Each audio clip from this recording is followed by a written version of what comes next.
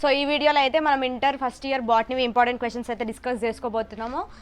SAQs ఇంకా LAQs discuss చేస్తున్నాము. SAQs అంటే 4 మార్క్స్, ఎల్ఏక్యూస్ అంటే 8 మార్క్స్ క్వశ్చన్స్. ఈ క్వశ్చన్స్ ఏవైతే ఉన్నాయో 30% సిలబస్ అనేది డిటెక్ట్ చేశారు అని చెప్పి అయితే మాట్లాడుకున్నాం కదా. డిటెక్ట్ చేసుకున్నాక ఇంపార్టెంట్ క్వశ్చన్స్ ఏవి ఉన్నాయి అవన్నీ నేను ఈ వీడియోలో క్లియర్గా ఎక్స్ప్లెయిన్ చేస్తాను. మీరు నా ఛానల్కి కొత్తగా విజిట్ అయితే సబ్స్క్రైబ్ చేసుకోండి. ఎడ్యుకేషనల్ వీడియోస్ చాలా చేస్తాను కాబట్టి లైక్ చేయండి. మీ ఒక్క లైక్ నాకు చాలా ఇన్స్పిరేషన్ ఇస్తుంది. ఏంటంటే first question, characteristic features of euglenoids. Euglenoids క్యారెక్టర్ని మొత్తం యూగ్లినాయిడ్స్ క్యారెక్టర్ గురించి మనం డిఫైన్ చేయాలి ఆ క్వశ్చన్లో. సెకండ్ క్వశ్చన్ వచ్చేసి advantages and disadvantages of Kingdom classification. Kingdom classify చేయడం వల్ల ఏమేమి అడ్వాంటేజెస్ ఉన్నాయి, ఏమేమి డిసడ్వాంటేజెస్ ఉన్నాయి, ఇవి 2 అడ్వాంటేజ్ డిసడ్వాంటేజ్ అని చెప్పి బాక్స్ లాగా కొట్టి మనం ఆ రెండింటిని డిఫరెన్షియేట్ చేయాల్సి ఉంటుంది. థర్డ్ క్వశ్చన్ వచ్చేసి ఫ్యూచర్స్ ఆఫ్ క్రైజోఫైట్స్. క్రైజోఫైట్స్ ఏంటివి, అవి ఎట్లా, వాటి లైవ్లీహుడ్ గురించి మొత్తం ఎక్స్ప్లెయిన్ చేయాల్సి ఉంటుంది. 4 మార్క్స్ కాబట్టి మనం 8 పాయింట్స్ లేదా 10 పాయింట్స్ రాసినా ఓకే ఉంటుంది. 4 మార్క్స్కి 8 పాయింట్స్ 10 పాయింట్స్ రాసినా 4కి 4 మార్క్స్ అయితే పడతాయి. ఫోర్త్ క్వశ్చన్ వచ్చేసి డైనోఫ్లాజిల్లేట్స్. డైనోఫ్లాజిల్లేట్స్ అంటే ఏంటి, వాటికి ఫ్లాజిల్లా ఉంటుందా లేదా, వాటి లైవ్లీహుడ్ గురించి ఎక్స్ప్లెయిన్ చేయాల్సి ఉంటుంది. ఫిఫ్త్ క్వశ్చన్ వచ్చేసి రోల్ ఆఫ్ ఫంగీ. ఫంగీ మన డైలీ లైఫ్లో ఎట్లా యూస్ఫుల్ ఉంటుంది, యూస్ఫుల్ కాదా, వాటి వల్ల ఎఫెక్ట్స్ ఏముంటాయో అవి రాసేయాలి. ఈ 4 మార్క్స్ క్వశ్చన్స్ మీరు 8 పాయింట్స్ లేదా 10 పాయింట్స్, 8 పాయింట్స్ 10 పాయింట్స్ అని 2 టైమ్స్ ఎందుకు మెన్షన్ చేస్తున్నా అంటే 4 మార్క్స్ క్వశ్చన్ని మీరు ఎంత ఎలాబరేట్ చేసి రాసినా కూడా వాళ్ళు 4 మార్క్సే ఇస్తారు. మీకు ఎక్కడెక్కడైతే డ్రాయింగ్స్ అనేవి ఉంటాయో అక్కడక్కడ పక్క డ్రాయింగ్స్ అనేవి వేయాలి. డ్రాయింగ్కి 1.5 మార్క్ 2 మార్క్స్ పడతాయి కాబట్టి డ్రాయింగ్స్ వేయడం మాత్రం మర్చిపోకండి. ఇప్పుడు మనకి సెకండ్ చాప్టర్లో 5 క్వశ్చన్స్ ఉన్నాయి కదా. ఈ 5 క్వశ్చన్స్లో మీరు ఏవైనా 3 క్వశ్చన్స్ పర్ఫెక్ట్గా ఉన్నా కూడా మీకు ఈ చాప్టర్ నుంచి 4 మార్క్స్ అయితే పక్కా వచ్చేస్తాయి. ఫోర్త్ చాప్టర్లో మనకి వచ్చేసి ఇంపార్టెంట్ ఎస్ఏక్యూస్ ఏంటంటే difference between red algae, brown algae. Red ఆల్గేవి, బ్రౌన్ ఆల్గేవి డిఫరెన్సెస్ చెప్పాలి మనం. సెకండ్ క్వశ్చన్ వచ్చేసి difference between liverworts and mosses. వీటివి రెండింటివి డిఫరెన్సెస్ చెప్పాలి. హోమోస్పోరస్, హెటిరోస్పోరస్, టెరిడోస్పైట్స్వి ఒక్కొక్క దానికి ఒక్కొక్క ఎగ్జాంపుల్ ఇవ్వాలి. హోమోస్పోరస్కి ఒక ఎగ్జాంపుల్, హెటిరోస్పోరస్కి ఒక ఎగ్జాంపుల్, టెరిడోఫైట్స్కి ఒక ఎగ్జాంపుల్ ఇవ్వాలి. ఫోర్త్ క్వశ్చన్ వచ్చేసి economic importance of algae and bryophytes. వీటి వల్ల మనకి ఏం ఎకనామిక్ ఇంపార్టెన్స్ ఉందో అవన్నీ క్లియర్గా మెన్షన్ చేయాలి. ఫిఫ్త్ క్వశ్చన్ వచ్చేసి బ్రీఫ్ అకౌంట్ ఆఫ్ ప్రోథాలస్. ప్రోథాలస్ది బ్రీఫ్ అకౌంట్ ఇవ్వాలి. మళ్ళీ గుర్తుపెట్టుకోండి, ఎక్కడైతే డ్రాయింగ్స్ ఉంటాయో ప్రతి ఒక్క డ్రాయింగ్ వేయాల్సి ఉంటుంది. డ్రాయింగ్ వేయకపోతే మీరు ఉట్టి పుణ్యానికి 2 మార్క్స్ 1.5 మార్క్స్ కట్ అయిపోతుంది మీకు. డిఫరెన్స్ బిట్వీన్ అని ఉంది కదా, ఎక్కడైనా డిఫరెన్స్ బిట్వీన్ వస్తే మీరు ఫస్ట్ పాయింట్, సెకండ్ పాయింట్, లేకపోతే red algae, brown algae and between red algae, brown algae అన్నాం కదా, అప్పుడు మీరు డిఫరెన్సెస్ ఇట్లా రాస్తే, ఇట్లా డిఫరెన్సెస్ రాస్తే మీకైతే మార్క్స్ ఇయ్యడు. వీడు మొత్తం క్యాన్సిల్ చేసేస్తాడు. ఏదో 1/2 మార్కో 1 మార్కో అయితే ఇస్తాడు. డిఫరెన్సెస్ అన్నప్పుడు మీరు ఇట్లా బాక్స్ కొట్టుకోవాలి.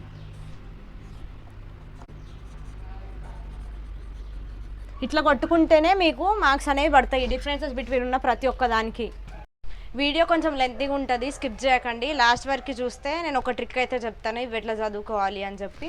సో 7th చాప్టర్లో ఎస్ఏక్యూస్ అయితే మెచ్యూర్ యాంజియోస్పర్మ్ ఎంబ్రియోసాక్. దీనికైతే డ్రాయింగ్ ఉంటుంది, పక్కా డ్రాయింగ్ వేయాలి. దీనికి డ్రాయింగ్ వేసి 5 to 6 పాయింట్స్ రాస్తే చాలు ఈ క్వశ్చన్కి. మైక్రోస్పోరాంజియం వాల్ లేయర్, ఇది కూడా డ్రాయింగే. ఇది చాలా ఈజీ చాప్టర్, 7th చాప్టర్ అనేది. మైక్రోస్పోరాంజియం వాల్ లేయర్ అంటే ఇది కూడా డ్రాయింగ్ ఉంటుంది. లేబులింగ్ నేర్చుకోండి ప్రతి ఒక్క డ్రాయింగ్కి. లేబులింగ్ చేసిన తర్వాత దీని గురించి మీరు 4 to 5 పాయింట్స్ రాసినా కూడా సరిపోతుంది ఈ ఆన్సర్కి. Fertilisation in angiosperms. Fertilisation in angiosperms కూడా చాలా ఈజీ ఆన్సర్. 6 to 7 పాయింట్స్ రాస్తే సరిపోతుంది ఈ ఆన్సర్కి. Agents of pollination.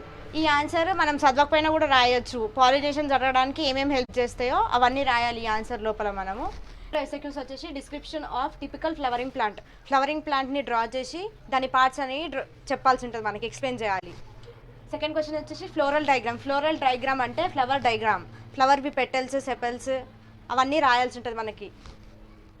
Floral parts of Liliaceae, floral parts of Solanaceae. Fourth question వచ్చేసి floral parts of Liliaceae, floral parts of Solanaceae. ఈ 2 క్వశ్చన్స్లో నుంచి ఒక క్వశ్చన్ అయితే పక్కా వస్తుంది, 2 క్వశ్చన్స్లో నుంచి. సో ఈ చాప్టర్లో మీరు ఈ 2 క్వశ్చన్స్ అయితే స్కిప్ చేయకుండా చదవాల్సి ఉంటుంది. ఇంకా ఏ డయాగ్రామ్కైనా కూడా మనము పార్ట్స్ రాస్తున్నప్పుడు ఒకటే సైడ్ రాయాలి, అయితే లెఫ్ట్ సైడ్ లేకపోతే రైట్ సైడ్, 2 సైడ్స్ రాయొద్దు. 10th చాప్టర్లో SAQs differences between RER and SER. RER అంటే రఫ్ ఎండోప్లాస్మిక్ రెటికులం, ఎస్ఈఆర్ అంటే smooth endoplasmic reticulum. Second question వచ్చేసి cytoskeleton and its function. Cytoskeletons రాయాలి, డ్రాయింగ్ చేయాలి, వాటి ఫంక్షన్స్ గురించి డిఫైన్ చేయాలి. థర్డ్ క్వశ్చన్ వచ్చేసి nucleosomes what are they made up of. Nucleosomes ఎట్లా మేడప్ అయి ఉన్నాయి అంటే దేనివల్ల న్యూక్లియోజోమ్స్ అనేవి ఫామ్ అవుతున్నాయో వాటి ఆన్సర్ డిఫైన్ చేయాలి. ఫోర్త్ క్వశ్చన్ వచ్చేసి cell organelles which consist chlorophyll pigment. Chlorophyll pigment ఉన్న సెల్ ఆర్గనెల్స్ గురించి డిఫైన్ చేయాలి. ఫిఫ్త్ క్వశ్చన్ వచ్చేసి structure function of power house of cell. Power house of cell ఏంటిది? మైటోకాంట్రియా. మైటోకాంట్రియాది స్ట్రక్చర్ డ్రా చేసి వాటి ఫంక్షన్స్ అనేవి చెప్పాలి. డ్రా చేసిన తర్వాత డ్రాయింగ్ చేసి వదిలేస్తే మార్క్స్ ఇయ్యరు. డ్రాయింగ్ చేయాలి, లేబులింగ్ చేయాలి, అప్పుడే మార్క్స్ వస్తాయి. సిక్స్త్ క్వశ్చన్ వచ్చేసి స్ట్రక్చర్ ఆఫ్ న్యూక్లియస్.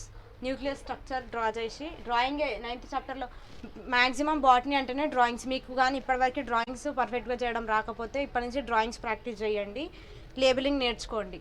వీటి వల్లనే మీకు ఎక్కువ మార్క్స్ గెయిన్ చేసుకోగలుగుతారు. 2 మార్క్స్లో కూడా డ్రాయింగ్స్ అనేవి వస్తాయి ఒక్కొక్కసారి. సో డ్రాయింగ్స్ నేర్చుకోండి. 7th క్వశ్చన్ వచ్చేసి types of chromosome based on the position of centromere. Centromere ఉన్న అంటే ఎన్ని డిఫరెంట్ టైప్స్ ఆఫ్ సెంట్రోమర్స్ ఉన్నాయో అన్ని టైప్స్ ఆఫ్ క్రోమోజోమ్స్ని మనం డ్రా చేయాల్సి ఉంటుంది. Types of chromosomes based on the position of centromere. ఈ చాప్టర్లో 2 క్వశ్చన్స్ ఉన్నాయి కదా, మీరు 2 క్వశ్చన్స్లో ఒకటి చదివి ఒకటి స్కిప్ చేద్దామని అయితే అనుకోకండి. ఫర్ ఎగ్జాంపుల్ మీరు ఈ క్వశ్చన్ చదివితే మేబీ ఈ క్వశ్చన్ రావచ్చు, ఈ క్వశ్చన్ చదివితే ఈ క్వశ్చన్ రావచ్చు. కాబట్టి ఈ 10th చాప్టర్లో మీరు ఈ 2 SAQs చదవడం ఇంపార్టెంట్. 2 SAQs మంచిగా చదవండి. 11th చాప్టర్లో మనకు వచ్చేసి ఇంపార్టెంట్ క్వశ్చన్స్ టూ ఉన్నాయి. Important questions which division is necessary to maintain constant chromosome number. Constant chromosome నెంబర్కి ఏ డివిజన్ అనేది ఇంపార్టెంటో మనం డివిజన్ నేమ్ ఇంకా వాటి పాయింట్స్ అనేది బ్రీఫ్గా ఎక్స్ప్లెయిన్ చేయాలి. In all body cells of multicellular organism. Multicellular ఆర్గానిజమ్స్లో ఏ డివిజన్లో క్రోమోజోమ్ నెంబర్స్ అనేది కాన్స్టెంట్గా మెయింటైన్ చేస్తాము, అది ఆ క్వశ్చన్. సెకండ్ క్వశ్చన్ వచ్చేసి ఎక్స్ప్లెయిన్ ప్రోఫేజ్ 1 ఆఫ్ మియోసిస్.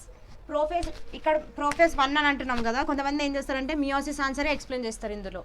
అంటే ఈ క్వశ్చన్లో ఎక్స్ప్లెయిన్ ప్రోఫేజ్ 1 ఆఫ్ మియోసిస్ అన్నాం కదా, మియోసిస్ పాయింట్స్ రాస్తే వాడు మార్క్స్ ఇయ్యాడు. ప్రోఫేజ్ 1లో మియోసిస్లో ప్రోఫేజ్ 1 గురించే బ్రీఫ్గా ఎక్స్ప్లెయిన్ చేయాలి మనము, అప్పుడే మనకి పాయింట్స్ అనేవి ఇస్తాడు. 13th చాప్టర్లో మనకి SAQs అనేవి టూ సబ్జెక్ట్స్ మీద డివైడ్ ఉంటాయి. 2 సబ్జెక్ట్స్ అంటే హైడ్రోఫైట్స్ ఇంకా జీరోఫైట్స్ మీద ఎక్కువ కాన్సన్ట్రేట్ చేస్తారనమాట 13th చాప్టర్లో. హైడ్రోఫైట్స్ అంటే వాటర్ లివింగ్ ప్లాంట్స్, వాటర్లో ఉండే ప్లాంట్స్ని హైడ్రోఫైట్స్ అంటాం. హైడ్రో అంటే వాటర్, ఫైట్స్ అంటే ప్లాంట్స్. జీరోఫైట్స్ అంటే వాటర్ లేని, అంటే డెజర్ట్ లాగా ఉంటాయి కదా, డెజర్ట్లో మొలిచేవి అంటే వాటర్ లేకుండా మొలిచే ప్లాంట్స్ని జీరోఫైట్ ప్లాంట్స్ అని అంటారు. సో ఇప్పుడు మనం క్వశ్చన్స్ చూసుకుంటుంటే వాట్ ఆర్ హైడ్రోఫైట్స్. హైడ్రోఫైట్స్ అంటే ఏంటి? Different kinds of hydrophytes. హైడ్రోఫైట్స్లో కూడా డిఫరెంట్ టైప్స్ ఉంటాయి. వాటర్లో ఉండే ప్లాంట్స్ కూడా చాలా ప్లాంట్స్ ఉంటాయి కదా, వాటి డిఫరెంట్ టైప్స్కి ఒక్కొక్క పాయింట్ అనేది ఇస్తే మీకు హైడ్రోఫైట్స్ ఈ క్వశ్చన్లో ఫుల్ మార్క్స్ అనేవి పడతాయి. Morphological adaptations of hydrophytes.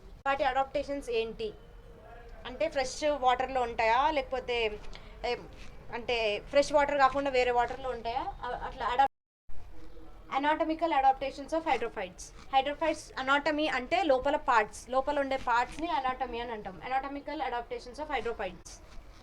4th question వచ్చేసి క్లాసిఫికేషన్ ఆఫ్ జీరోఫైట్స్.